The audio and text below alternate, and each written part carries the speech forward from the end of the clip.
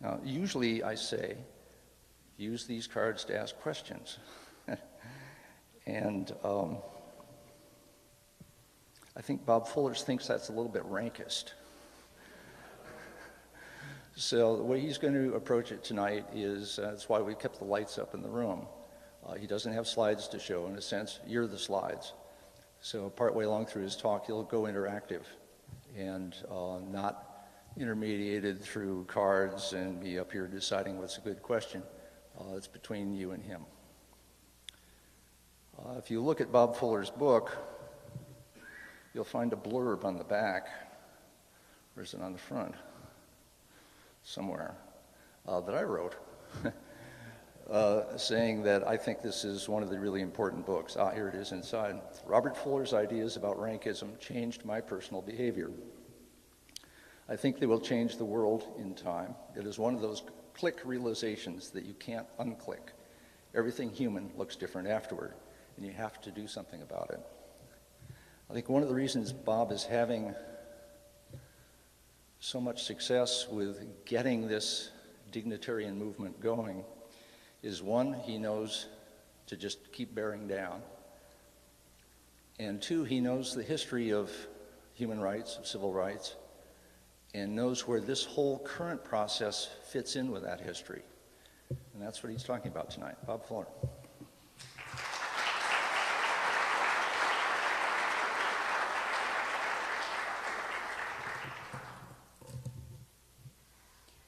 I thought I'd talk about a half an hour and then open it up to questions and cover the rest of the material in that way. Mostly, I'll talk about America. These issues do apply globally. An awful lot of human rights are universal rights, but it requires too many qualifications and too much knowledge I don't have to say it all in a completely transcultural way. So I'm going to use America as the example of the society in which I think there's hope for a dignitarian movement.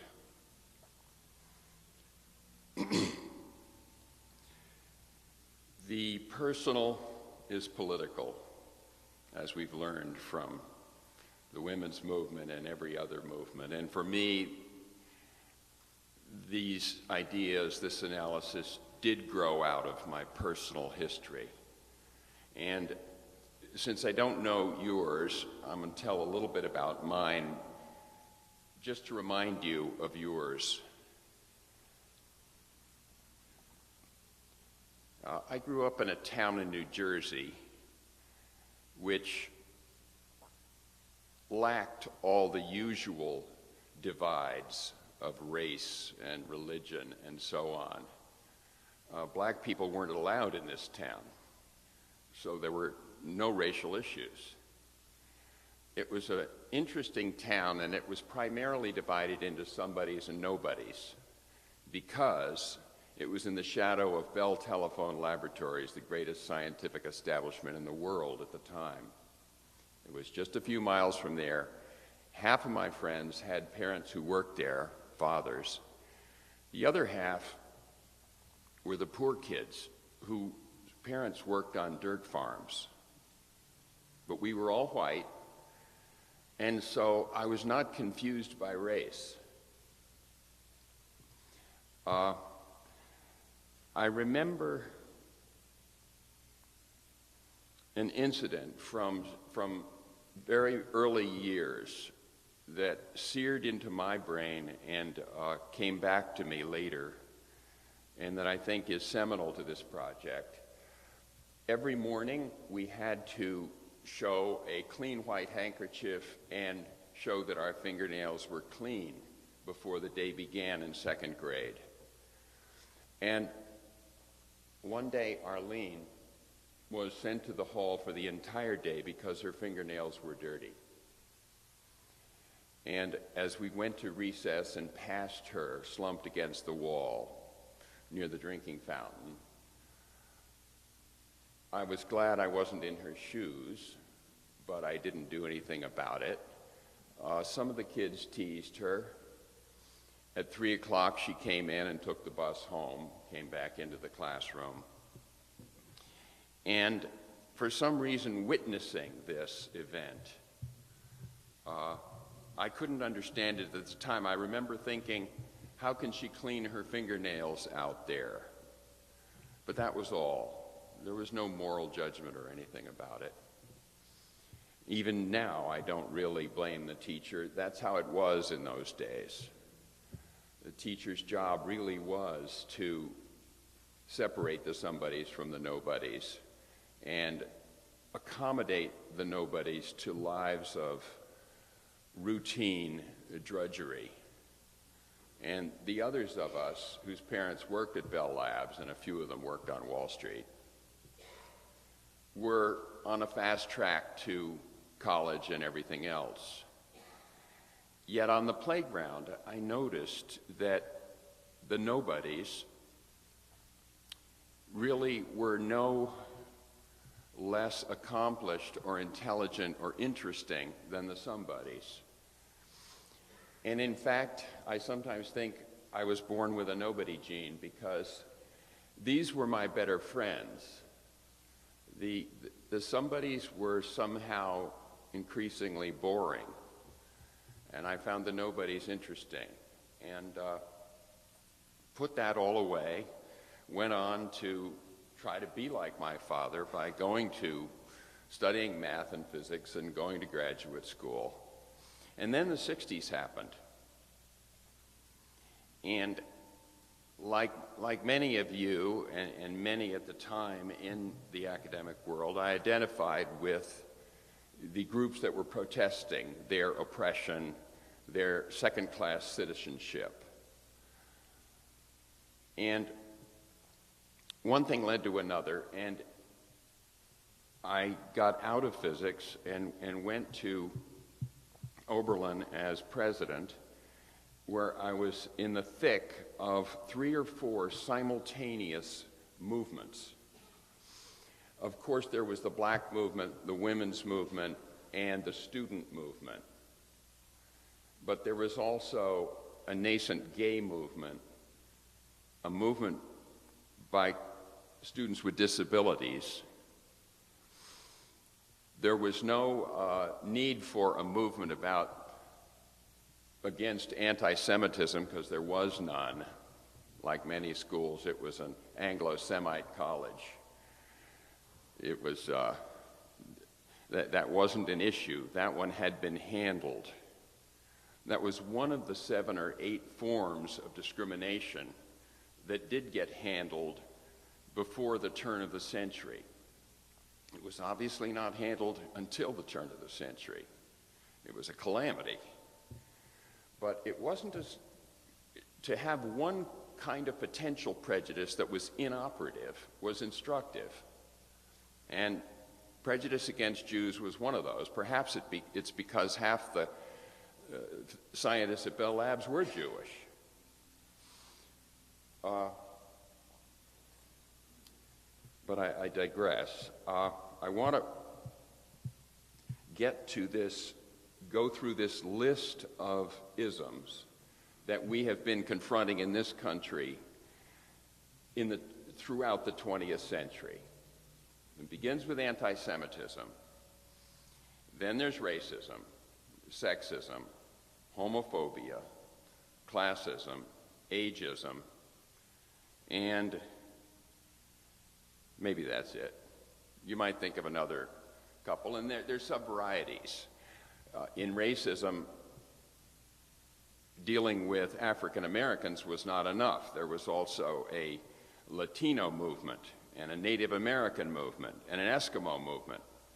And all of these groups were demanding that the people they identified with be accepted into the college and treated well, and so on.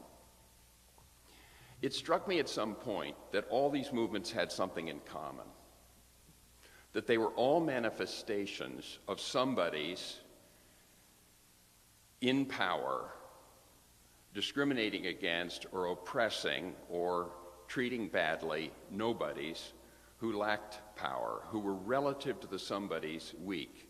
So in this sense, whites were the somebodies, blacks were the nobodies. Men were the somebodies, women were the nobodies. Able-bodied people, people with disabilities, straights, gays. Over and over again, it seemed that the distinguishing characteristic around which the second-class citizenship was defined was more an excuse for ongoing predatory behavior than it really was the cause of the discrimination in question. So at some point I was moved to think of a word that would describe all the types of discrimination at once whenever somebodies were taking advantage of nobodies, whenever, because of rank in a situation that came with power, they could get away with treating people who lacked that power badly. Now, so I'll define rankism as abuse of the power inherent in rank. Now, if we look back at those isms, there's no clear rank involved in them, but there is a more diffuse social rank involved that had been built up and established through decades and decades of practice. And it was very operative for blacks and for women and for gays, so much so that if you were a fair-skinned black, you would try to pass as a white to avoid the racism. If you were a woman mathematician or writer in the 19th century, you would adopt the identity of a male so you could get published.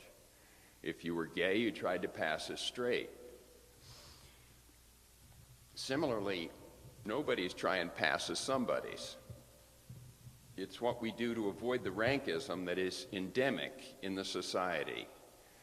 And it takes the form, what it amounts to always, is that we fear someone with more power, greater affiliations, actual authority over us in many institutional settings, that such a person with higher rank will abuse their rank, and we will be harmed in the process. Now, I'm not saying that rank is inherently abusive. It isn't. In the military, it serves an obvious function of organizing the troops so that they can fight effectively. In a company, you need someone to make decisions in a timely fashion. In a university, you need to know who the professors are and who the students are. So this is not an analysis that invalidates rank. Rank is very often, but not always, necessary to effective organization. And when it is, it's all the more important that it not be used abusively, because that undercuts its effectiveness in the organization. So rankism then, abuse of rank, occurs in society where the rank in question is social rank, established, constructed, if you will, over decades and centuries even of legal actions, of habits, of philosophical arguments, later found to be specious, but they seem to hold water at the time. And rankism also manifests not in society as a whole, but in every organization within the society where there are ranks. So, for example, in a company, the CEO of the highest rank can abuse the rank by extracting personal favors from subordinates. When these take a sexual form, we have a special name for it now. We didn't have one 20 years ago, but now we call it sexual harassment, that being a classic example of rankism. When a group of high-ranking executives abuse their rank to essentially pad their own salaries or write each other stock options or persuade the board to do things for them that are beyond anything they've earned, then that's a form of rankism. It's the abuse of rank to the disadvantage of employees, stockholders, and customers. Finally, now in the last few years, the tide seems to be turning against that kind of rank abuse. Executives are actually going to prison despite predictions by many, many people when Enron first happened that no one would ever go to prison over this. So there's a change in the wind. Celebrities are still getting away with murder, but there may be a change there too. I feel it coming anyway. That's a kind of rankism, when your celebrity status means that you are subjected to a different brand of justice than someone who's weak and poor. So we have a lot of rankism built into our whole system of jurisprudence, because clearly the rich can buy a much higher quality defense than the poor. So there are examples of rankism that are society-wide. There are examples that occur within workplaces, within schools, within hospitals, within police departments. And this is a very broad analysis saying that in all its guises, rankism is unwarranted, dysfunctional, counterproductive. It's more than just a moral argument. It's an argument that says if you want to make money, you'll make more if you have a less rankist company. You'll make more if you have what I call a dignitarian company, because you'll have the loyalty of your workers. You'll even have some customers who appreciate the fact that you're treating your workers with dignity and will come to you rather than a company that they know abuses their customers. In healthcare, we're witnessing a revolution in the status of doctors vis-a-vis patients. Most of us are old enough to have gotten doctors' orders when we were kids, and it was unthinkable to violate them. Doctors now are going through a process, not of equalizing their rank with patients. Most of them still know way more than we do, but they're now expected actually to listen to the research we've done on the internet before we come to see them. They're expected to realize that we have support groups and are real partners in our own health care. And the best of them want that. They think it produces a higher quality care if the patients are partners in their own treatment. Doctors are famously abused in the course of their education.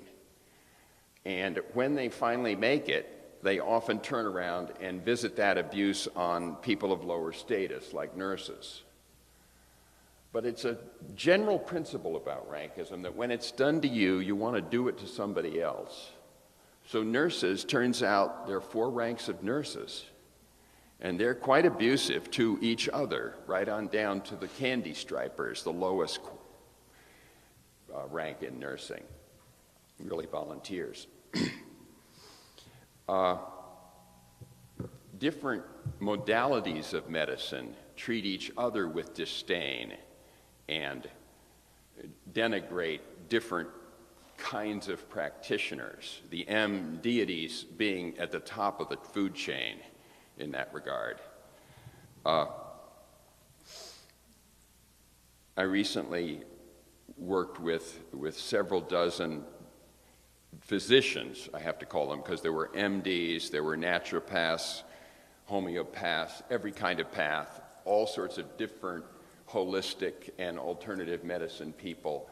And they had realized that they were at such war with each other that they weren't really doing the best they could in terms of health care for the society. So they wanted a whole day devoted to the rankism that exists within between the modalities in healthcare. And the MDs were leading this. They were quite enlightened MDs, or they wouldn't have done so. Which brings up another point about movement politics. It always takes someone in the oppressor class to get it going, because the oppressed are at such tremendous risk if they speak out. When blacks spoke out, they were silenced by lynching. When women spoke out, they were humiliated. Gays were beaten up. It takes some help in the initial stages of a movement from what I call generically the white liberal, the person who is sympathetic to the nobodies in that particular movement and speaks out until they find their voice. I'm finding so far, with regard to the dignitarian movement, that most of the people willing to speak out about it are people who do have some power. But the interesting thing about Rankism is that we are all victims and perpetrators of this particular ism. It differs from the other isms in that regard so basically. I could look around this room and instantly, and so could any of you, tell who has possibly been a victim of racism in this room and who of sexism. Just guess who would have been a victim of homophobia would require a little interrogation. Can't spot it instantly. We can pick out people who have been ridiculed for disabilities, but we can't. Rankism is different because you can be sure that everyone has been a victim of it, and you can be almost equally sure that everyone has perpetrated it, because it is something that rankism begets rankism.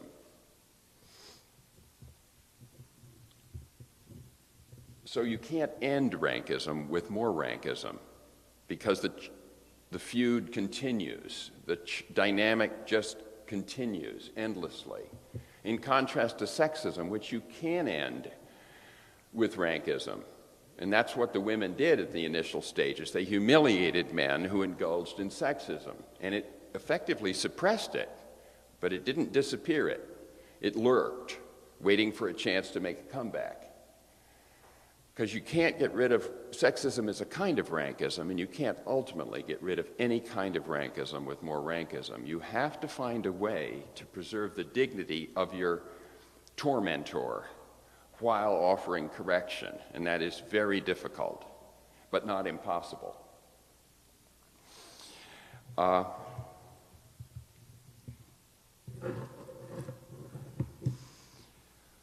Let's see, where to wrap up?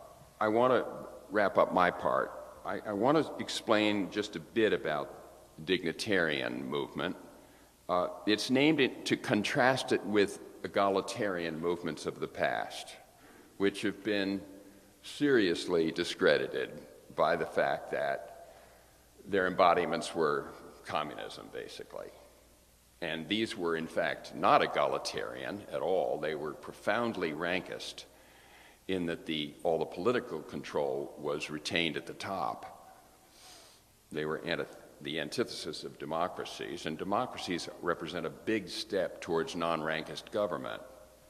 They're not all the way to dignitarian government, but it's a big step because it solves the problem of abusive governors by letting them know they will be accountable to the people and we can fire them periodically.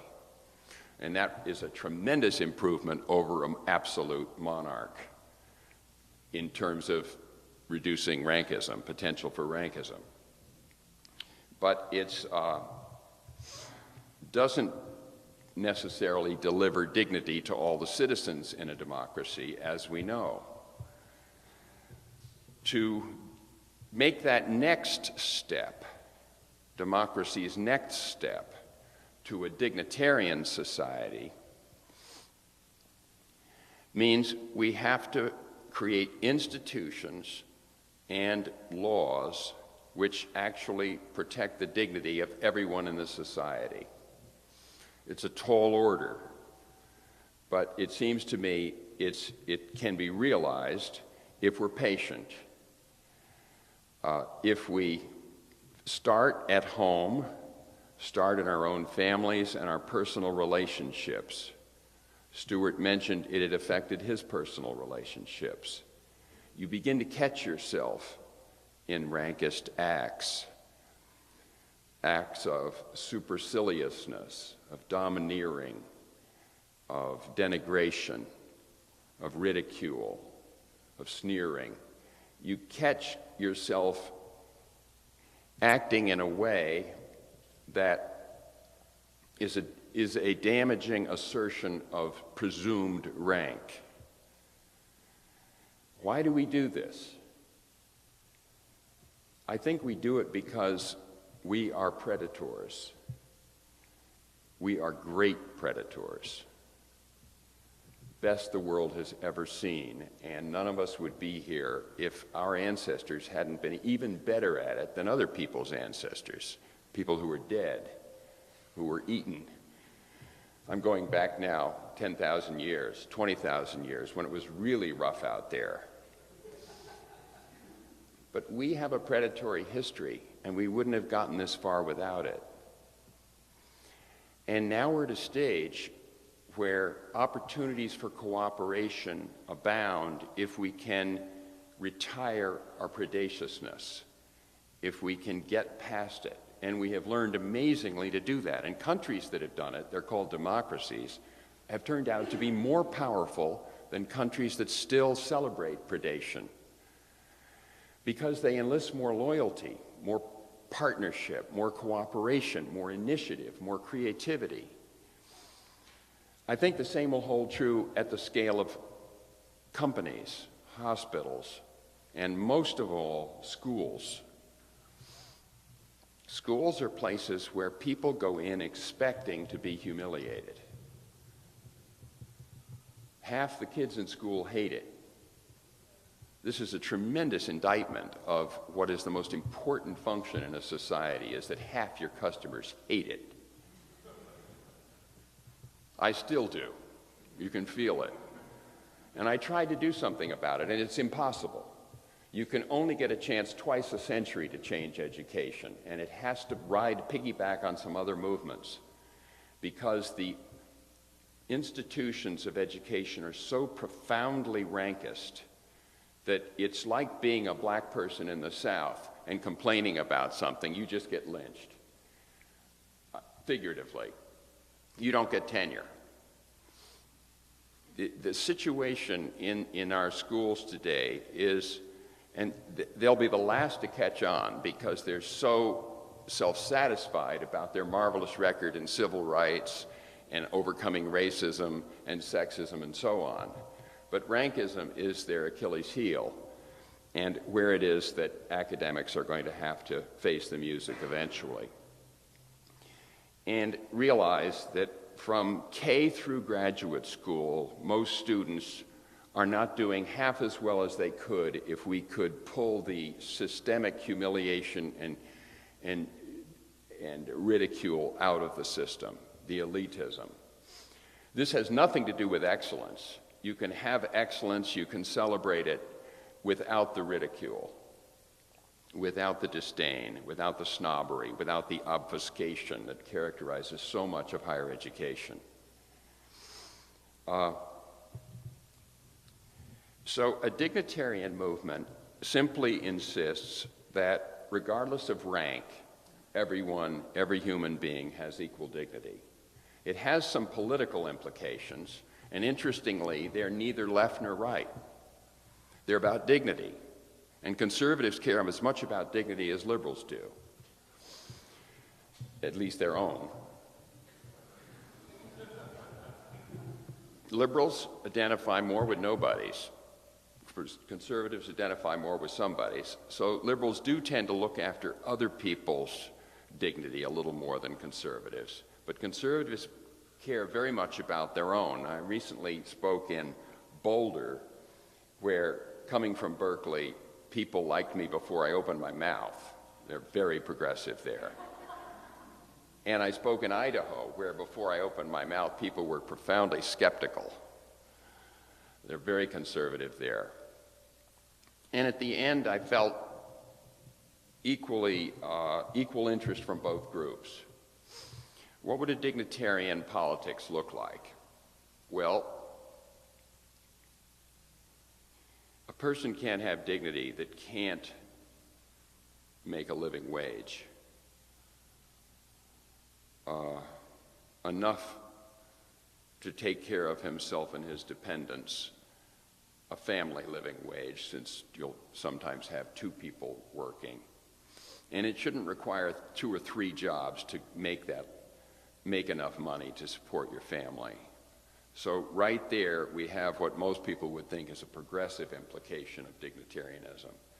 But it really is just about simple dignity and not exploiting a third of the country, which we are moving ever closer to locking into a permanent underclass. That isn't the America I was brought up in, and it's not the America most Americans want, and it contradicts the American dream. So I think a political case can be made for doing something about locking 1/3 of the population into permanent roles in the underclass.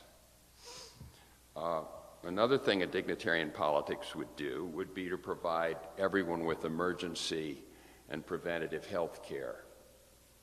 This is elementary. And also access to quality higher education. Those are typically kind of liberal programs, but they can be inferred from an assumption of dignity. Another thing, though, that a dignitarian society would embody would be that it would protect dignity but not jobs. This goes against some of the support on the left, which are always worried about job security. What you want to protect is someone's, not their right to a job, let alone a lifetime right to that job, as in academia, 40, 50, 60 years sometimes, on the basis of one decision made in the mid-20s. It's a catastrophe. It also prices education out of reach of the middle class, because you end up paying these senior professors, who most of whom are deadwood, 3 times as much as a beginning professor. And who pays the bill? The students who can't afford it.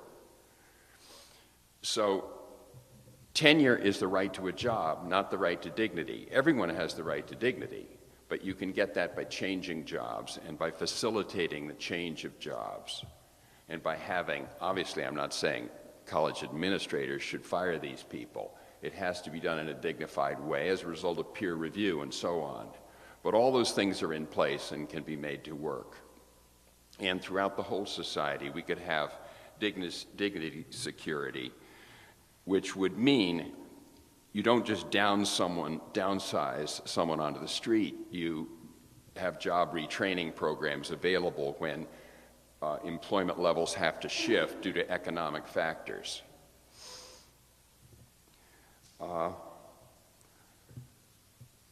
There are other aspects of a dignitarian society, but the main thing about it is it would have to be worked out by the people themselves. You can't impose anything and call it dignitarian. I'm just guessing as to what the process would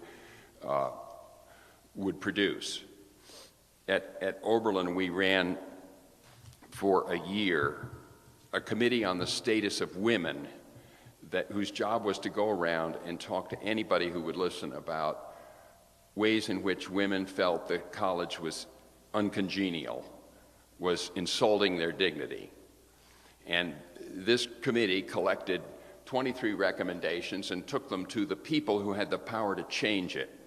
So some came to the president, some came to deans, some went to the board. Some of these changes could be made overnight, some of them take a year, some take 10 years. Some had to go to the whole faculty for a vote.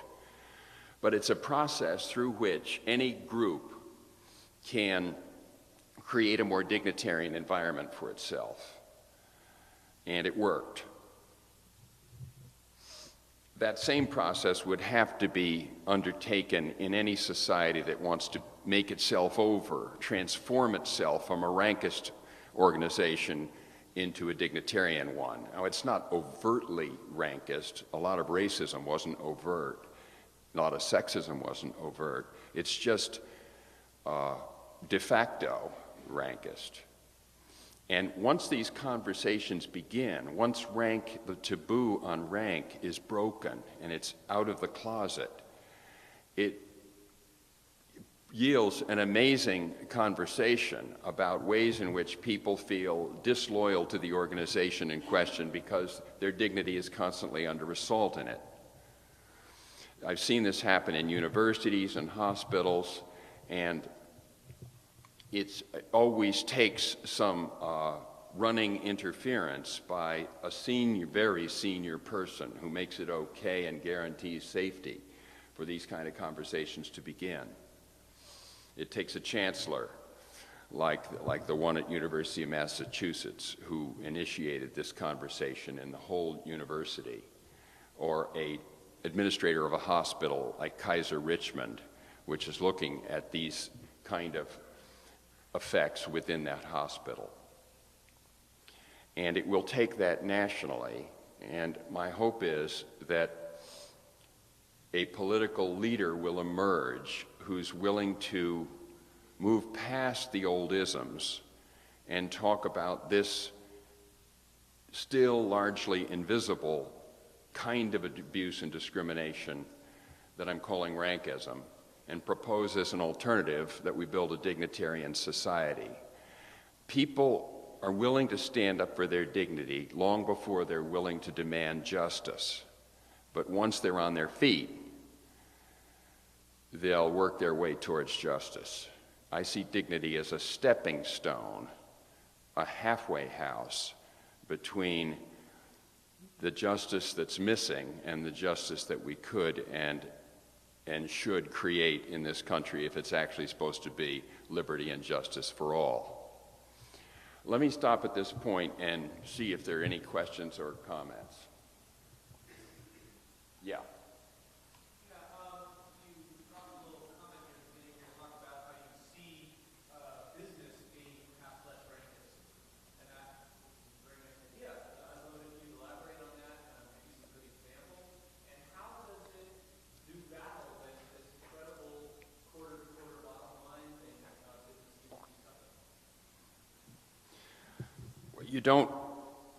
You're not assuming, are you, that it's going to cost you more money to be less rankist? Yeah, they do. But it isn't necessarily the case, because you can increase your loyalty and productivity and creativity, and companies like Intel are famous for abolishing rankism on the technical side of the company, where young people are brought in, told from the get-go that they are free to attack anyone's idea, no matter how senior. And they try to embody this with a structure of cubicles and leveling, architectural leveling, that makes it easier for the brash 20-year-old just out of computer science school to challenge Andy Grove. So in that limited way, rankism has been effectively abolished in certain technical companies, but not completely so, because Andy Grove still makes $100 million a year, and the brash young kid makes, tens of thousands. And so his salary, I'm exaggerating, I don't even know, and I think he's retired, but you know how those things go. I mean, the people, when they finally get ranked, the first thing they do is self-aggrandize with it. And that means taking the board on a retreat to a lovely location and wining and dining them, and then have a meeting of the compensation committee in which it votes that you should get some gigantic salary increase. And this happens in academia and in companies and so on, and we're just beginning to challenge it now, because it's just unwarranted. It's not so in Japan and Europe, where the factor separating the lowest paid from the highest paid is 10 or 20, or maybe 30, but in America it's 500. I don't know what to say to give you specific other examples. One that comes to mind is Whole Foods. Whole Food is famously a good place to work.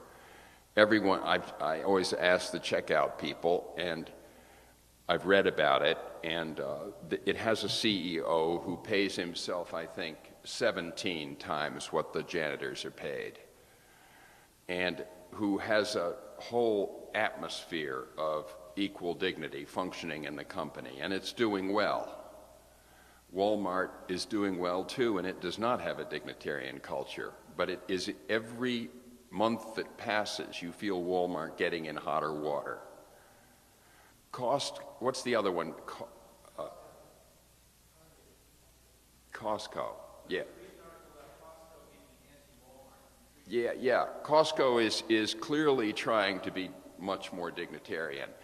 I predict that just as democracies beat out tyrannies because of the loyalty and the creativity that they contain and promote, so too dignitarian organizations are going to beat out rankist ones. If not, then morality can't be grounded in causality. Then morality has to be an add-on. And that is a much weaker defense of morality than if you can argue it's actually more effective, productive, efficient, and cost-saving. One at a time, in one institution at a time. This is why it's a patient revolution. I don't think it's going to take the form of million-man marches.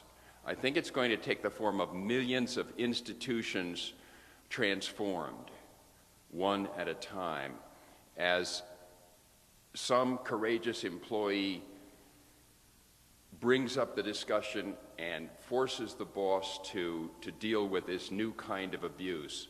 Now, it may sometimes be ugly, and other times it will be dignified. And when it's the latter, it'll be more effective, because you can't cure rankism with rankism. So if the victim of rankism is rankist in attempting to overcome it, it won't work. You have to find a way. Now, you usually can, and I've become alert to this and look for ways that I can behave that will protect the dignity of the person who is the rankist, while at the same time trying to show them another way. Examples like the head of Whole Foods and Costco, who get stories characterizing them as the anti-Walmart, are also teaching this. But I really don't think it's going to be a mass movement. I think it's, except finally at the political level, it could take the form of a candidate for high office 10, 12 years from now saying, we've come as far as we can go on all the separatisms. We're running into diminishing returns on improving situations for African Americans, for women, for gays and disabled and so on. In order to get at the remnants of all those historic types of civil rights violations, we're going to have to generalize the problem and take on this larger problem of abuse of power, period. And that's going to be this candidate's campaign, and he's going to have to give examples of Enron and WorldCom type bosses, of priests who abuse their rank for personal advantages. So the sexual abuse scandal is a perfect example of rankism. The Abu Ghraib scandal is another example of rankism. Yeah, right.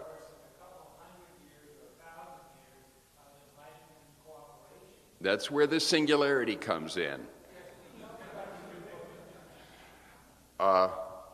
It's a terrible legacy to overcome, except it's amazing how rapidly we do. I mean, if I go back in my own family 4 generations, I have out-and-out racists who would happily have participated in a lynch mob.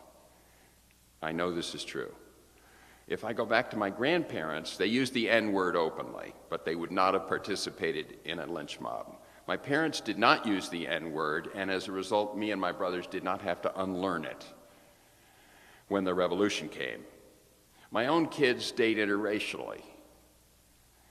That's 4 or 5 generations. The thing moves. It's amazing how fast that when a category of behavior becomes disallowed and is no longer condoned, it diminishes at an exponential rate in the society. So 3 or 4 generations is enough to really put the kibosh on some of these behaviors, and the corresponding ism goes into the doghouse. If you're caught being a racist now, your career is over, or a sexist. It's still, you can get by with a little homophobia, but within 10 years, that's going to end your career too. Within 20 years, I'm hoping that if you're found to be a rankist, your career will be stymied. We'll see. Who else? Yeah. I was wondering, you talked about the rankism between different medical professions. What about religion, where the somebodies are us and the nobodies are everyone else? I mean, I don't know how you deal with that. Well, it's a crucial, I have a whole chapter on that subject in the sequel to Somebodies and Nobodies, which is called Dignity. And it's a crucial point. Religions are not necessarily imperious, but they're often fundamentalists. What I'm saying is the word fundamentalism is tricky. Some fundamentalists simply cling to their own views and are not forcing them on anybody and not demeaning people with other views. They just think that those particular views are true for them and they're going to humbly follow them. But many more religions proselytize and look down upon people who aren't co-religionists. In fact, it's even spreading to what has historically been the most tolerant, inclusive religion of all time, Hinduism.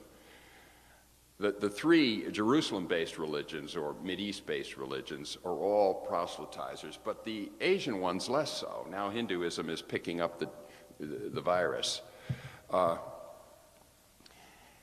It's what I call spiritual rankism, and it's got to be lumped in with the other forms of rankism as something that is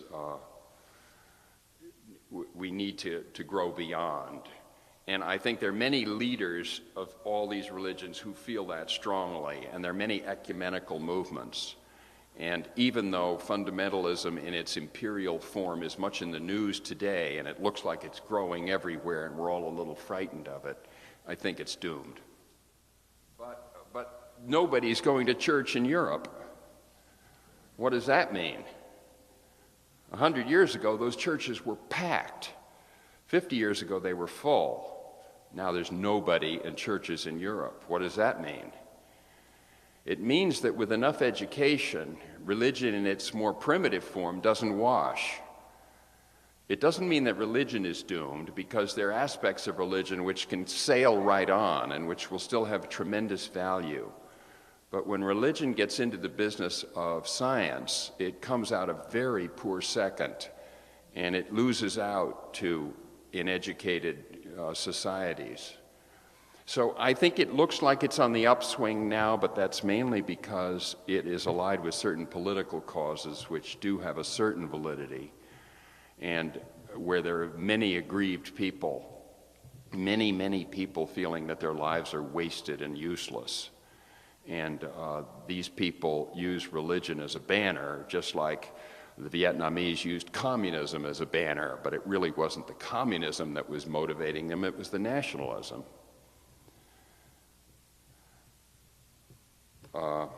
Stewart. 5 generations is what? 125? Yeah. Is this a multi-century, is it a millennial process so far? Have human rights, have these kinds of rights been aggregated or learning from each other, building on each other at some kind of pace over that period of time? And then in light of that, what do you think human rights might be going in the rest of the century? That's the point. Yeah. And is Rankism the last one? Have we got that or done? We've got a huge chunk of it when we've got that, because that's the abuse of power, and in ways that are deleterious to people who have less of it. So it's a big agenda. I think there is a exponential acceleration in rights. I date the great breakthrough for Western folks as occurring 800 years ago at Runnymede, where the power went from one guy, King John, to 10, the barons. They figured out how to gang up on King John and threaten him with collective military action if he didn't sign the Magna Carta. So they overcame the absolutist Rankism of the king. They curtailed or circumscribed his sovereignty, and they set in motion democracy. To get from 1 to 10 took 4 billion years, or let's say 100,000 for the species, Homo sapiens. Earlier democracy, 2,000 years earlier. Yeah, but it wasn't a real one. I mean, neither was Runnymede a democracy. It was just the principle from 1 to 10, and there was an earlier one, the Greek one, and there were others even earlier in Native American society. I'm always reminded of when I give this spiel, but that's why I prefaced it by saying in our immediate Western tradition, because 400 years after Runnymede, they had moved from 10 barons to 400 aristocrats had a say. They had a parliament. And 400 years after that, they moved to universal suffrage for people over 18. That's where we are now. It was a long, hard slog. I mean, the women who started the campaign for women's suffrage didn't even live to see women get it. I'm thinking of Susan B. Anthony on our dollar and Elizabeth Cady Stanton, who wrote the book about it that motivated Susan. They both died before 1920 when women finally got the vote. And then there was another 50 years before the vote was lowered from 21 to 18. And in that time, blacks were actually given the vote instead of just in principle given the vote. And I see it as an exponentially accelerating thing. Next up is going to be people under 18. Not that they should actually cast the vote when they're 3 days old. I understand that, or even 5 years old, although the Berkeley high school kids are lobbying for the actual vote now. But more important than that is representing the political interests of these human beings. They are unrepresented, and that's why they're screwed. Any group that doesn't have voting representation, their interests are ignored by the politicians. We have to find a way to give electoral weight to the interests of young people. Else the society is going to ossify and calcify as people live longer and longer and vote more and more their own special interests. So John Vasconcellos, our senator from the Bay Area, got that idea from Somebodies and Nobodies and introduced a bill in Sacramento to give young people the vote, but it was killed in committee. I just want to finish Stewart's point. Stewart, I think it's not going to take 1,000 more years. I think if you look at it from Runnymede to the Parliament to universal suffrage and the bumps in the road that got us there, I can see, and all that does is create a kind of democracy which is only so-so when it comes to delivering dignity. So delivering dignity ups the ante. I think of it as democracy's next evolutionary step. I think it's going to happen within 50 years because countries that don't do it are going to be beat out by countries that do. So it's the great question is America going to, do we have one last gasp in us? Are we going to, we've led the way on a lot of these movements. It's almost unthinkable to think fondly of America these days in California, but actually, most of the world still thinks we're great, except for our foreign policy in the Mideast. Most of the world still wants to move here. And I think we might just possibly be the place to pull off a dignitarian society first. If not, the countries that do will take the leadership. Yeah. It seems that maybe it's a temporary glitch or something, but some of the big somebodies these days are corrupting it in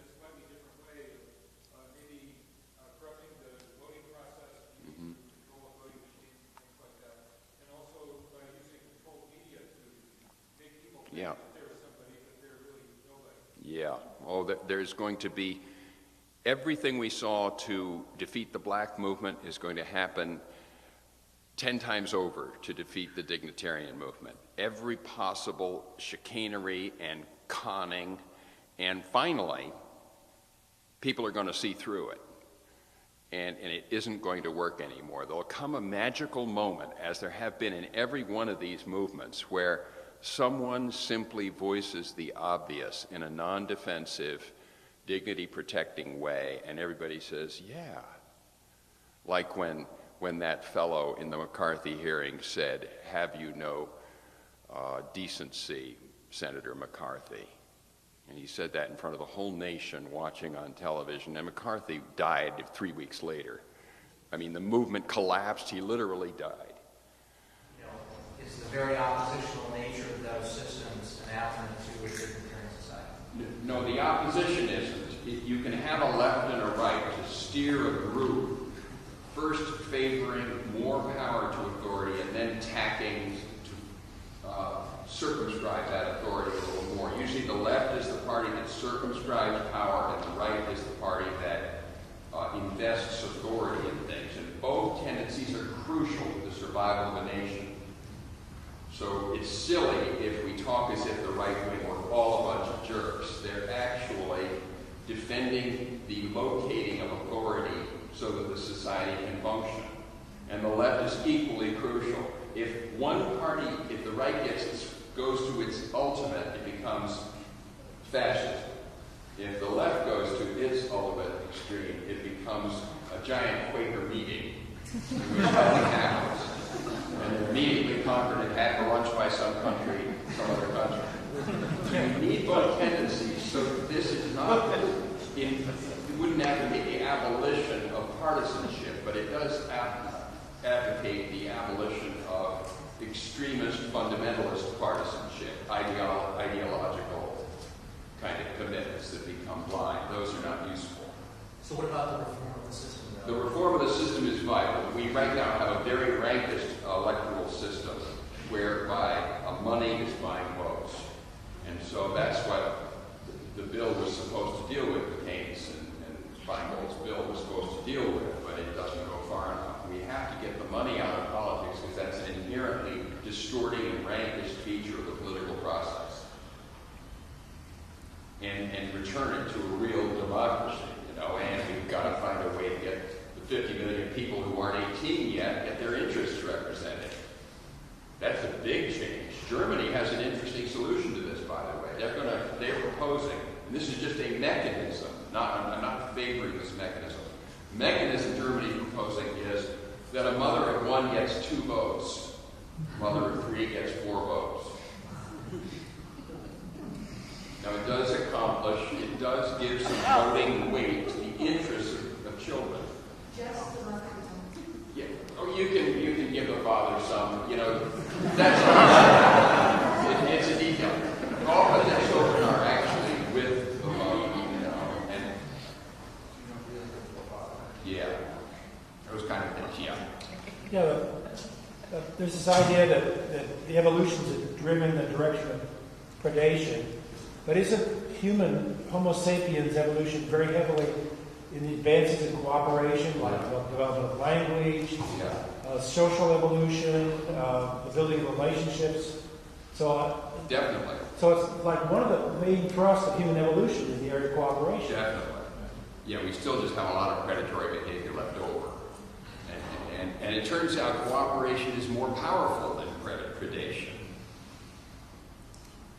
We've got to wrap this up in the next minute or so. Why don't you ask a last question? How do you get past personal greed, though, or personal, I'm going to be the next Michael Jordan thing. And it's like, and the personal greed that to me I see going on today is that these people are driving around in their Hummers for themselves while they're sending their sons and daughters off to die in Iraq. Okay.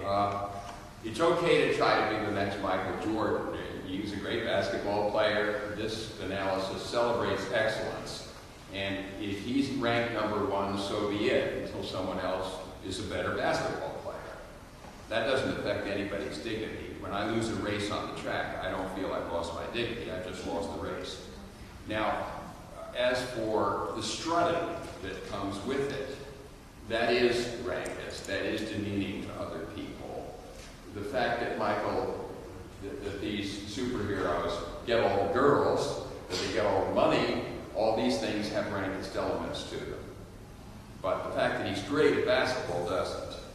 And as for the Hummer, it's kind of a statement that I am, a somebody, and it's a form of strutting, and it's, I would expect to see its disappearance in time. Just as overt racists and good old boy sexists are not in favor anymore, but they sure were when I was young.